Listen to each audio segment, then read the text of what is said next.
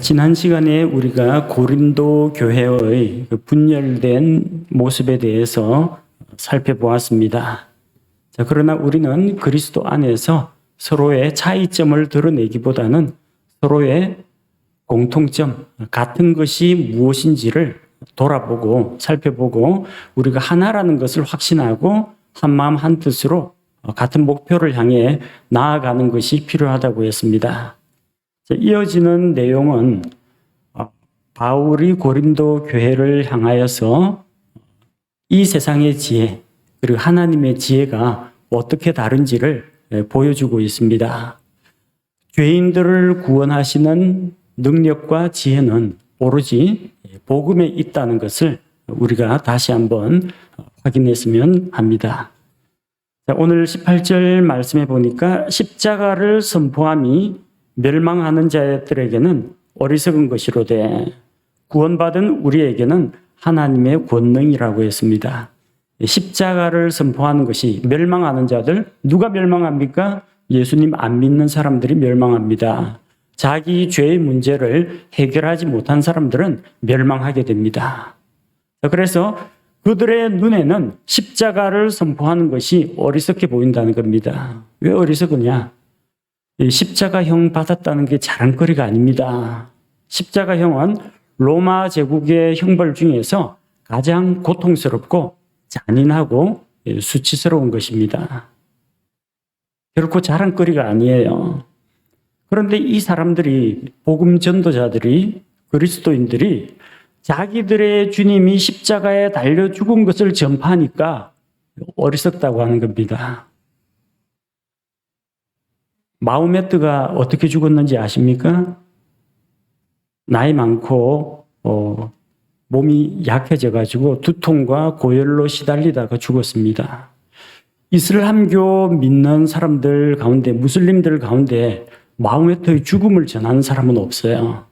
마호메트가 알려준 어떤 종교적인 가르침, 계율을 전하기는 하는데 마호메트 죽은 거 자랑하는 사람 아무도 없습니다. 혹시 부처가 어떻게 죽었는지 아십니까? 석가모니? 불교 신자들도 잘 모릅니다. 마지막으로 어느 가난한 동네에 갔는데 그 대장장이의 집에 아들이 이 석가모니한테 대접할 게 없으니까 돼지고기, 그 더운 날씨라서 금방 상합니다. 오래된 돼지고기, 상한 돼지고기를 줬어요. 부처가 그거 먹고 식중독 걸려가 설사하다 죽었습니다. 제가 다른 종교 폄하하는 게 아닙니다. 이게 불교 승려들 다 알고 있는 사실입니다. 또 그래서 그 마지막 그 음식을 통해서 부처가 열반에 들었다라고 해석은 그렇게 합니다만 아무도 부처가 상한 돼지고기 먹고 죽었다 자랑하는 사람 아무도 없어요. 죽은 게 뭔 자랑입니까?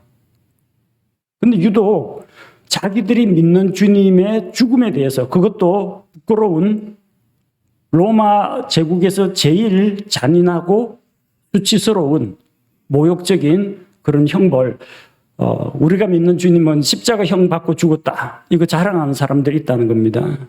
우리 입장 말고요, 불신자들 입장에서 볼 때는 아니 그게 도대체 무슨 자랑거리냐고, 좀 예수의 가르침, 뭐 서로 사랑하라, 남을 대접하라, 이런 거나 가르칠 것이지, 이 예수 그리스도의 십자가 죽음을 가르치니까 그들의 눈에는 어리석게 보인다는 겁니다.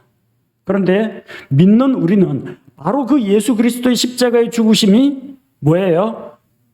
나를 위하여, 나의 죄를 대신하여 하나님의 공의 앞에 우리의 죄값을 치르기 위해서 대속의 죽음으로 죽으셨다. 우리는 이거 없으면은 교회도 없고 구원도 없고 부활도 없고 아무것도 없어요. 예수 그리스도의 십자가의 죽음이 정말로 우리 신앙의 기초가 되는 겁니다. 그래서 그 사람들은 우리가 선포하는 십자가의 복음이 그들의 눈에는 어리석게 보이는데 구원받은 우리에게는 이것이 하나님의 권능이다. 어떤 권능입니까? 죄인들을 구원하는, 죄인들을 지옥에서 건져내는 하나님의 권능이라는 겁니다. 이 세상의 지혜는 하나님을 찾는데 도움이 되지가 않습니다. 어리석은 것입니다. 헛된 것입니다. 19절 말씀해 보니까 기록된 바 내가 지혜로운 자들의 지혜를 무너뜨리고 분별 있는 자들의 명철을 쓸모없게 만들리라 하였으니, 하나님께서 하신 말씀입니다. 이스라엘 백성이 입술로는 하나님을 공경한다고 합니다. 절기 지킵니다. 안식일 지킵니다. 아침 저녁으로 헌물 드립니다. 그런데 그 마음은 하나님께 예배하는 자의 마음, 하나님께 헌물을 드리는 자의 마음, 하나님께 나아오는 자들의 마음은 하나님에게서 멀리 떠났다는 겁니다. 그들은 사람들의 훈계로 가르침을 받아서 헛되이 주께 경배하는 겁니다. 종교의식으로 경배하는 거예요. 진정한 마음이 없습니다.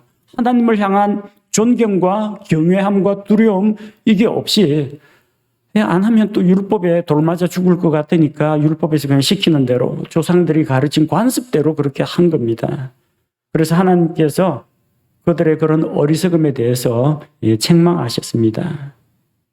그리고 사람들에게, 자기 백성에게 하나님께서 이 세상의 지혜를 패하겠다고 말씀하셨습니다. 이사야 29장 14절에 그런즉 보라 내가 이 백성 가운데서 놀라운 일 행하기를 시작하리니, 곧 놀라운 일과 이적이니라. 그들의 지혜로운 자들의 지혜가 없어지고 그들의 분별이 있는 자들의 지각이 숨겨지리라 하셨느니라. 자, 그들의 지혜로운 자, 이 지혜는요 하나님 아는 지혜가 아닙니다. 세상의 지혜입니다. 인간적인 지혜입니다. 세속적인 지혜입니다. 그런 지혜로운 자들의 지혜가 없어지고 분별 있는 자들의 지각이 숨겨질 것이라고 했습니다. 왜? 이 세상의 지혜는 헛되고 그것을 통해서는 하나님을 발견할 수가 없고 구원의 길을 알 수가 없기 때문입니다. 그래서 하나님께서 뭐라고 말씀하십니까? 20절에 보니까 지혜로운 자가 어디 있느냐? 서기관이 어디 있느냐? 이 세상의 변론가가 어디 있느냐? 하나님께서 이 세상의 지혜를 어리석게 만들지 아니하셨느냐? 우리가 고린도전서 서론에서 살펴본 것처럼 이 고린도 지역은 그 그리스 문화, 헬라 문화와 헬라 철학이 아주 발달한 곳입니다. 그 철학에서 추구하는 게 뭡니까? 인간적인 지혜를 추구합니다. 진리에 이르는 길을 찾아가는 것이 철학의 목적입니다. 그래서 그들 가운데에는 유명한 철학자들도 있고 현자라고 불리는 그 지혜자들도 있었습니다. 근데 지혜로운 자가 어디 있느냐는 겁니다. 있으면 나와보라는 겁니다.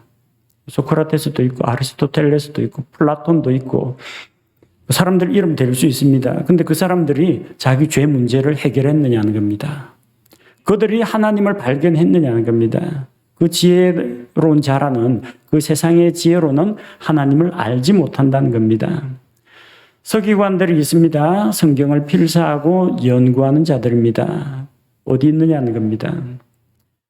예수님이 오셨을 때 성경 열심히 필사하고 성경 연구하고 가르치던 그 서기관들이 하나님의 아들 예수님을 알아보았습니까? 아니 그 모세의 책, 모세의 율법책을 그렇게 읽고 연구했으면은 하나님의 아들을 알아봐야 될 거 아닙니까? 예언자들의 글을 그렇게 연구했으면, 왕국의 표적을 봤으면 뭔가 변화가 있어야 할 거 아닙니까? 그러나 예수님께서 서기관들, 바리새인들, 율법사들 다 저주하셨습니다. 하나님의 말씀, 율법을 이게 어떤 종교, 율법, 종교적 의무사항을 기록해 놓은 그런 문서로 보았지, 이것을 살아있는 하나님의 말씀으로 자기들의 생명의 양식으로 삼지 않았던 것입니다. 그래서 정작 약속하신 메시아가 왔음에도 불구하고 예수님을 알아보지 못했습니다. 변론가, 이 그리스에서 그리스 로마 시대의 민주정치가 발전했습니다. 민주정치의 기본이 뭡니까? 대화와 설득, 타협이지 않습니까? 토론이지요. 그러니까 이 사람들은 말하기를 좋아했습니다. 바울이 들렀던 그 아테네에서도 날마다 새롭게 되는 어떤 사상들을 이야기하고 토론하는 문화가 발달했습니다. 그러다 보니까 이제 웅변술, 화술, 화법, 논법 이런 게 그리스 시대에 이미 다 나왔습니다. 그래서 이제 말을 조리 있게 하고 논리적으로 변론을 하는 그 변론가들, 이런 사람들이 많이 있었습니다. 그런데 그런 자들이 정작 자기의 생명은 구원하지 못한다는 겁니다. 하나님께서 이 세상의 지혜를 어리석게 하셨습니다. 세상 지혜가 왜 어리석으냐? 어리석다, 지혜롭다는 IQ, 지능지수의 차이가 아닙니다. 어리석다, 지혜롭다는 그 사람이 공부를 얼마나 많이 했느냐, 학벌이 어떻게 되느냐, 이거하고는 관계가 없습니다. 성경에서 말하는 지혜가 무엇입니까? 지혜의 근본이 무엇입니까? 주 하나님을 아는 것입니다. 하나님을 두려워하는 것입니다. 하나님을 공경하고 경외하는 것이 지혜의 시작입니다. 그런데 이 세상의 지혜로운 자, 서기관, 변론가, 똑똑하다는 사람들이 자기들이 가진 세상 지혜로 하나님을 아느냐? 모릅니다.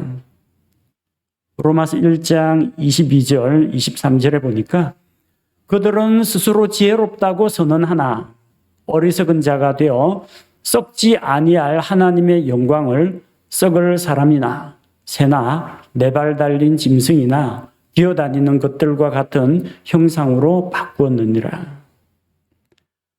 자기 나름대로 지혜롭고 똑똑하다고 합니다. 그런데 정치인들 선거철 되면요, 용한 점집에 찾아다닙니다. 과학자들요, 우리나라 과학자들 나사에 그 로켓 쏘아 올리는 발사 현장에서 돼지 머리 갖다 놓고 그 과학자들이 고사 지냈습니다. 뭐 하는 겁니까? 뭐 하는 거예요? 어리석다는 겁니다. 그 사람들은, 무속신앙 이런 것들에 대해서는 비판을 하면서도 자기가 힘들고 어려울 때는 무당 찾아가고 점집 찾아가고 할 거 다 합니다. 대학 교수처럼 머리 좋다고 구원받는 거 아닙니다. 지식으로 구원받는 거 아닙니다. 믿음으로 구원받습니다. 그 똑똑하고 지혜롭다고 하는 사람들이 한낱 나무나 돌 혹은 금속을 부어 만든 형상 앞에서 절하고 소원을 빌고 그럽니다. 이게 얼마나 어리석은 일입니까? 자기를 만드신 창조주 하나님은 알아보질 못하고 하나님께서 만드신 해와 달과 별과 땅과 바다와 산과 나무와 동물과 이런 것들을 경배하고 있다는 겁니다. 인간이 어리석습니다. 어리석다는 건 머리가 나쁘다는 게 아니라 하나님을 몰라보면은 어리석은 자입니다. 하나님을 만나고 하나님을 알면 지혜로운 자입니다. 그래서 하나님께서는 어떤 방법을 택하셨느냐? 사람이 스스로 하나님을 찾지 못하고 사람이 자기들의 지혜로는 하나님을 발견할 수 없기 때문에 하나님께서는 복음의 말씀으로 사람들을 구원하고자 하셨습니다. 21절에 하나님의 지혜에 있어서는 세상이 지혜로 하나님을 알지 못하였으므로 하나님께서 복음 선포에 어리석은 것으로 믿는 자들을 구원하시는 것을 기뻐하셨도다. 사람들의 이성이나 학문이나 과학으로 하나님의 존재를 알 수가 없습니다. 그런 것들로는 구원의 길을 발견할 수가 없습니다. 그래서 하나님께서는 복음을 선포하여 그 복음의 말씀을 통해서 믿는 자들을 구원하고자 하셨습니다. 복음 선포가 어리석다고 했는데 복음이 어리석은 건 아닙니다. 사람들이 복음을 선포하는 것이 어리석다고 생각한다는 겁니다. 누가요? 안 믿는 사람들이, 멸망하는 자들이 복음 선포가 어리석게 그들에게 보인다는 겁니다. 왜? 자기들이 믿는 자기들의 주님이 로마 법정에서 정죄받아서 사형 선고 받고 십자가에 매달려 죽었다, 그걸 자랑스럽게 이야기하고 있으니까 안 믿는 자들 눈에는 그게 어리석게 보인다는 겁니다. 하나님께서 복음 선포에 어리석은 것으로 믿는 자들을 구원하신다는 말은 복음 선포 자체가 어리석다는 이야기가 아닙니다. 그들이 어리석다고 여기는 그 복음이라는 수단을 통해서, 그 복음을 통해서 사람들을 구원하신다는 이야기입니다. 예수님 십자가 복음 전하면요, 여기 걸려 넘어지는 사람들 많습니다. 22절에 보니까 유대인들은 표적을 요구하고 그리스인들은 지혜를 추구한다고 했습니다. 유대인들은 표적을 요구하는 민족입니다. 성경에 나오는 처음 표적이 출애굽기에 나오는 하나님께서 모세에게 주신 그 표적입니다. 하나님께서 모세에게 이스라엘 백성 앞에 나가서 하나님 그들이 저를 믿지 않을 겁니다. 너 누가 보낸 사람이냐? 하나님 여호와 하나님께서 보내셨다. 그렇게 이야기하라고 했는데 그들에게 믿을 만한 증거가 필요했기 때문에 하나님께서 뭘 하셨어요? 모세의 손에 든 막대기를 던지니까 뱀이 되고 그걸 잡으니까 다시 막대기로 돌아오고 손을 품에 넣어가 꺼내니까 나병이 발생했고 다시 집어넣었다가 꺼내니까 손이 정상으로 돌아왔고 이스라엘 백성 앞에서 이런 표적을 보여주라고 했습니다. 왜요? 이스라엘 백성은 표적이 아니면 안 믿기 때문에 믿을 만한 증거를 주는 건데 그게 표적이라는 겁니다. 유대인들의 역사는 출애굽 시대로부터 모세, 엘리야, 엘리사 이런 시대를 거치면서 다양한 기적, 이적, 표적 이런 것들이 그 민족에게는 많이 주어졌습니다. 그들은 기적과 표적을 요구하는 민족입니다. 하나님께서 그들에게 예언자를 보내시고 하나님의 사람들을 보내실 때 그들로 하여금 그들의 말을 뒷받침하는 표적을 함께 주셨습니다. 그래서 신명기 18장 22절에 보니까 만일 대언자가 주의 이름으로 말하는데 그 일이 뒤따라 일어나지도 아니하고 성취되지도 아니하면 그것은 주께서 말씀하지 아니하신 것이요 오직 그 대언자가 자기 뜻대로 그것을 말하였나니 너는 그를 두려워하지 말지니라. 하나님의 말씀을 듣고 무슨 예언을 했는데 예언이 실현이 안 됐다고 거짓말쟁이입니다. 돌로 쳐 죽여야 됩니다. 그 예언자의 말씀이 맞다라는 걸 입증해 주는 것이 표적입니다. 예언의 성취입니다. 그래서 그들은 어떤 하나님의 사람이 나타났다 하면 표적을 요구할 자격이 있었습니다. 요구하라고 했습니다. 근데 아무 표적도 없다? 예언도 성취가 안 된다? 그거 가짜라는 겁니다.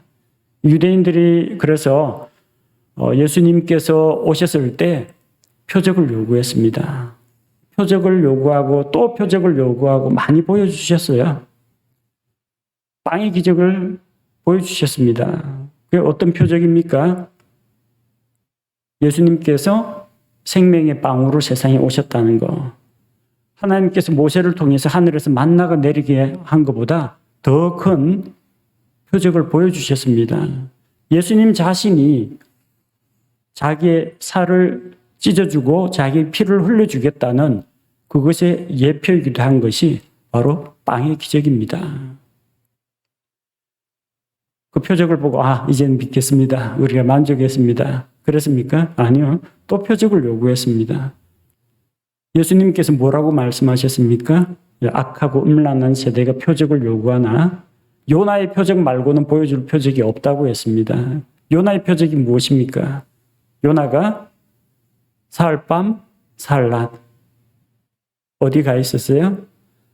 몸은 고래배 속에, 그의 혼은 땅속 지하세계에 가 있었던 것처럼 예수님 역시 죽으시고 장사되었다가 사흘 동안 땅의 심장부에 가 계실 것이라고 했습니다. 그리고 사흘 뒤에 요나처럼 부활할 것이라고 했습니다.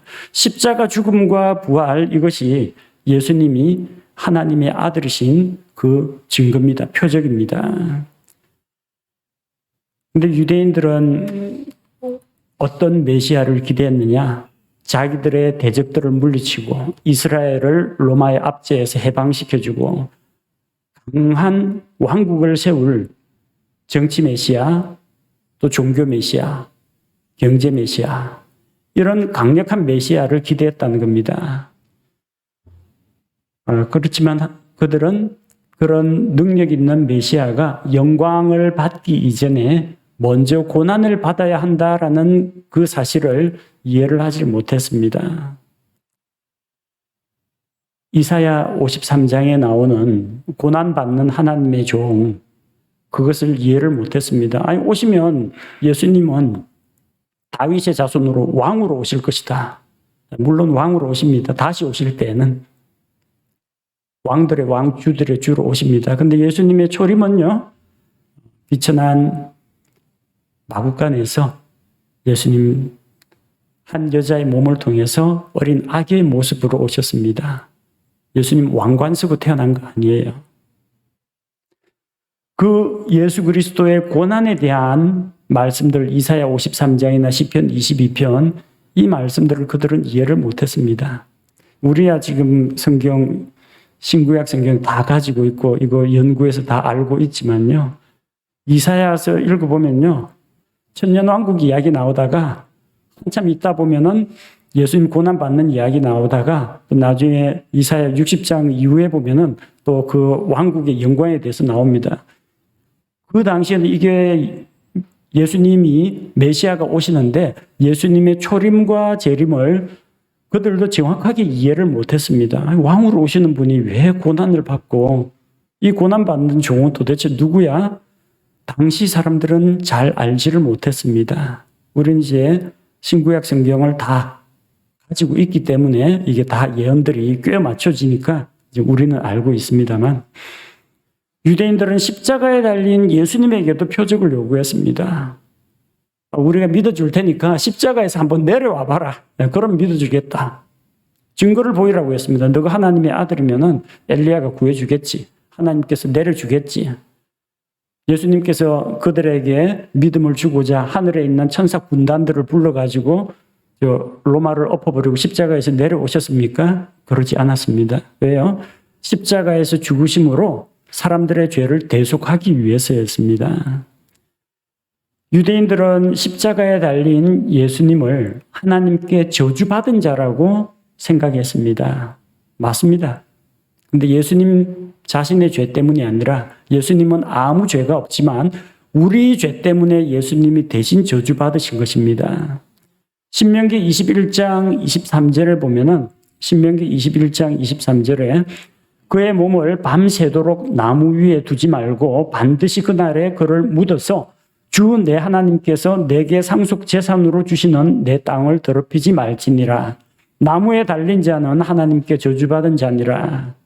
그래서 여러분 구약 성경 읽어보면요, 가나안 정복 때도 이방의 왕들 붙잡아다가 나무에 달아 죽였고요. 그 다음에 기브온 사람들을 학살했던 사울의 그 후손들 7명도 나무에 달아 죽였습니다.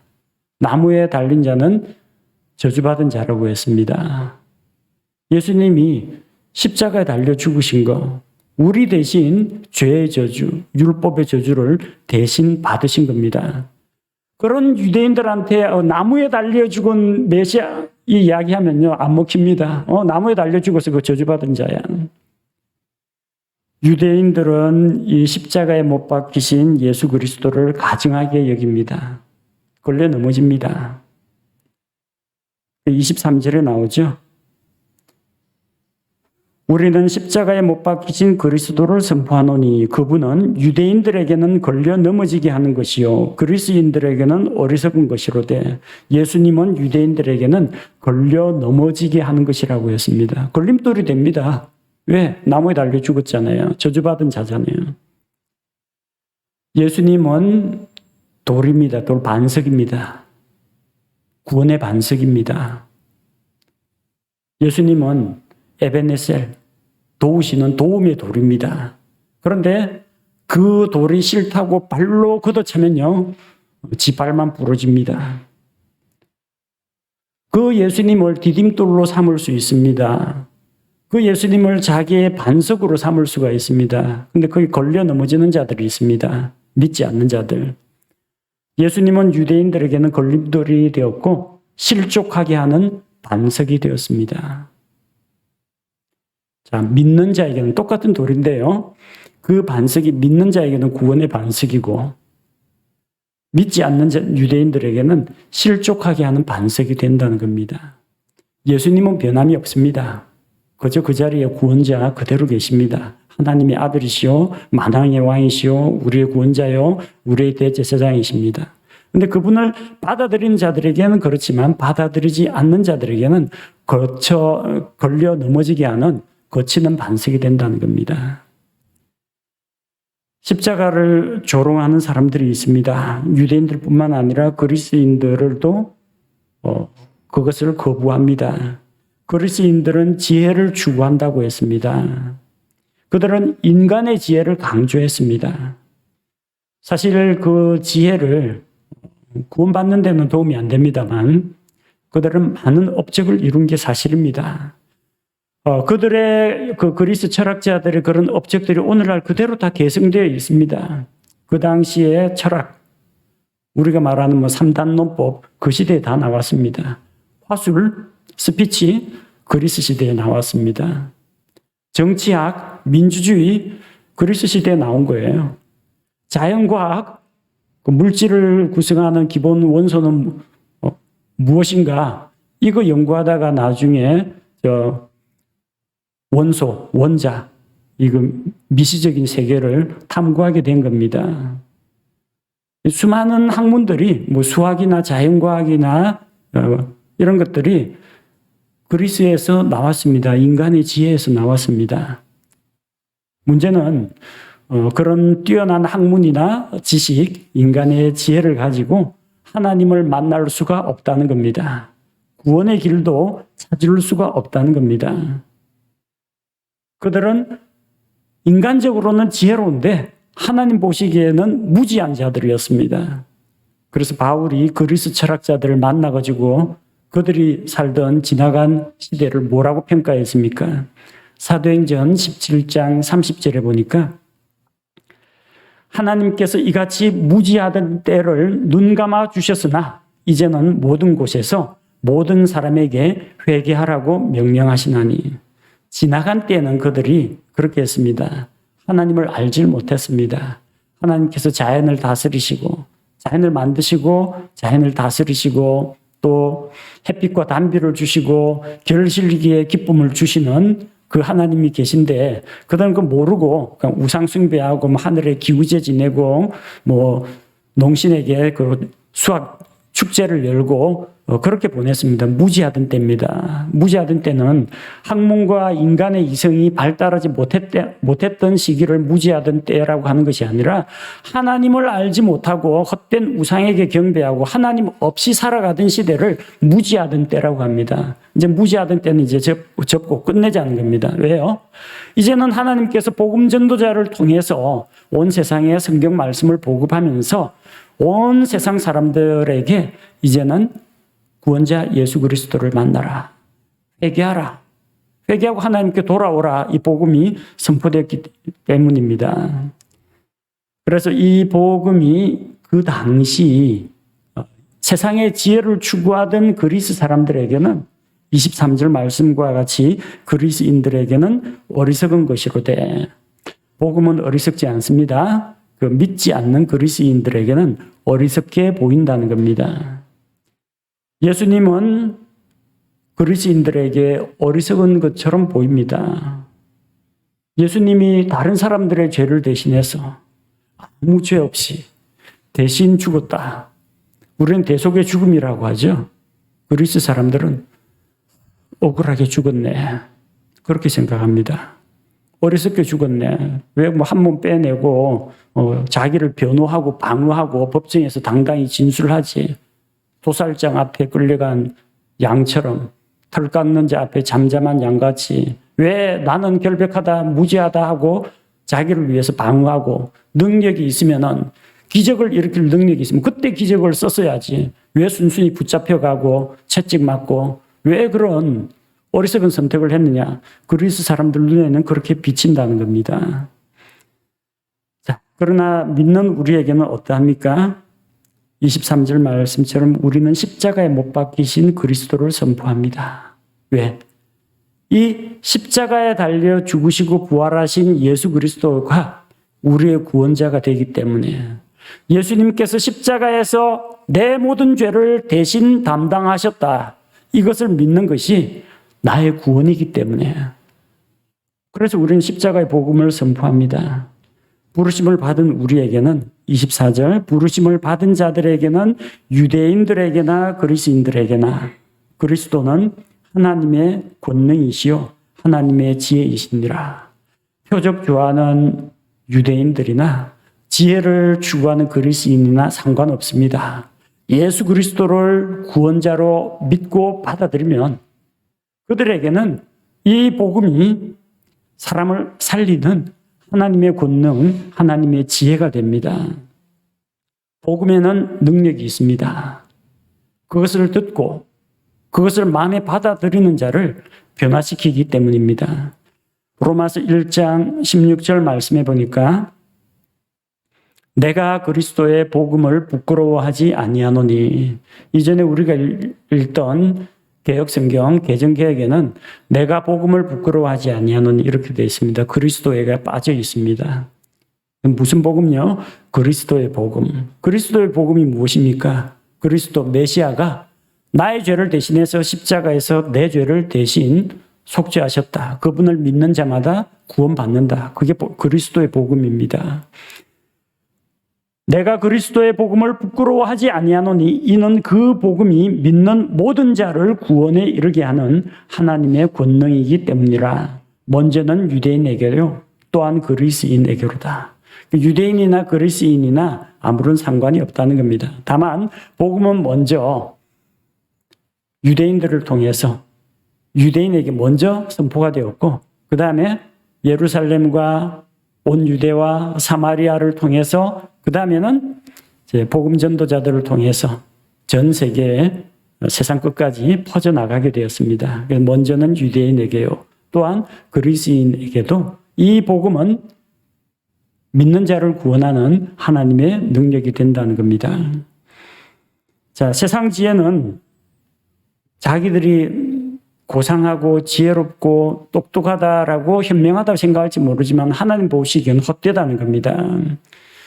25절에 하나님의 어리석음이 사람들보다 지혜롭고 하나님의 약함이 사람들보다 강하니라. 자, 이것은 대조를 위해서 바울이 이렇게 표현한 겁니다. 여러분, 하나님의 어리석음이 있습니까? 하나님 어리석지 않습니다. 하나님이 어떤 약한 구석이 있습니까? 없습니다. 하나님은 전능하십니다. 막강하십니다. 강하신 분입니다. 그런데도 이런 표현을 한 것은 하나님에게 있어서 가장 낮은 수준, 하나님의 지혜에서 가장 수준을 따질 수는 없겠지만 가장 낮고 낮은 어리석음이라고 할지라도 사람들이 제일 높고 고상하다는 그 지혜보다는 더 뛰어나다는 이야기입니다. 하나님은 약함이 없습니다. 만약에 있다고 친다면 하나님의 가장 어떤 약한 부분이 만약에 있다면 그것조차도 사람들의 강함, 그것보다도 뛰어나다는 이야기입니다. 사람들은 복음 선포가 어리석다고 생각합니다. 그것이 사람들이 보는 하나님의 어리석음이라는 겁니다. 하나님이 어리석은 게 아니고요. 사람들이 어리석은데 복음 선포가 어리석다고 보이는데 너 어리석다고 보는 그 어리석은 그 복음 선포가 너를 구원한다는 이야기입니다. 예수님께서 자기에게 있는 능력을 다 쓰지 않으시고 십자가에 순순히 달리셨습니다. 저항하지 않으셨습니다. 대항하지 않으셨습니다. 약해 보이죠? 예수님이 맥없이 끌려간 것처럼 보이죠? 그 약하게 보이는, 실은 약한 게 아닌데 그 약하게 보이는 그것이 이 세상에 있는 어떤 것보다도 더 강하다는 이야기입니다. 그래서 바로 그 복음 선포가 사람들을 구원하시는 하나님의 지혜요, 하나님의 능력이라는 겁니다. 고린도 교회 안에 왜 이런 이야기를 하느냐? 그 중에 이 세상 철학 좀 배우고 자기가 말도 좀 잘하고 나름대로 똑똑하다는 사람들이 교회 안에 들어왔어요. 잘난 체 하는 겁니다. 으스대는 겁니다. 근데 그들에게 뭐라고 말합니까? 세상 지혜로는 그거 못 받는다. 세상 지혜로는 하나님을 만날 수 없다. 세상 지혜로는 구원의 길을 찾을 수가 없다. 복음이 제일이다. 예수 그리스도의 십자가의 복음, 이것만 생각하고 이것만 자랑하라는 겁니다. 그래서 그 자랑하는 이야기는 다음 시간에 다루도록 하겠습니다.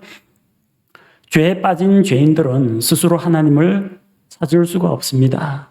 인간의 이성과 지혜로, 또 과학이 아무리 발달한다고 할지라도 하나님을 찾고 죄 문제를 해결하고 지옥 갈 사람을 구원하는 데는 아무런 쓸모가 없다는 것입니다.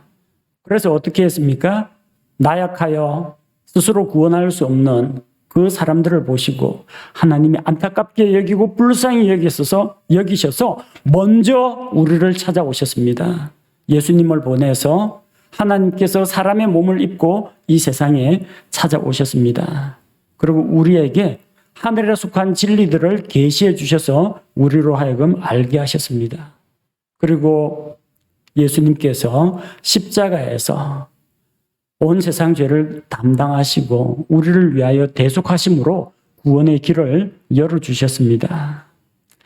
하나님께서는 이 세상의 지혜가 아니라 가장 지혜로운 진리의 말씀, 하나님의 말씀, 곧 성경 말씀을 통해서 우리에게 하나님께서 살아계신다는 것과 하나님께서 복음을 통해서 우리에게 구원과 생명을 주신다는 것을 밝히 보여주셨습니다. 그래서 바로 그 예수 그리스도의 십자가가 어떤 이에게는 거쳐 넘어지는 것이 되고 어떤 이에게는 그게 어리석게 보이고 어떤 이에게는 시체를 매달아 놓은 가증한 것으로 보일지라도 그 십자가는 하나님의 구원의 길을 보여주고 죄인들을 향한 한없는 하나님의 사랑을 보여줍니다. 왜? 죄인들을 위해서 자기 아들을 대신 희생하는 하나님의 사랑을 보여줍니다. 또 죄에 대해서는 무섭게 진노하시는 자기 아들일지라도 온 세상의 죄를 지고 있는 상태에서는 하나님께서 외면하시고 죽게 내버려 두시고 하나님께서 사망을 맛보게 하시는, 죽음을 경험하게 하시는 하나님의 무시무시한 진노가 십자가에 담겨져 있는 것입니다. 그래서 우리가 예수 그리스도의 십자가를 선포한다는 것은 무엇을 이야기합니까? 사람들이 보기에는 미련하고 어리석게 보일지라도 그것만이 사람들에게 생명을 줄 수가 있고 사람들을 구원할 수 있는 길이라는 것입니다.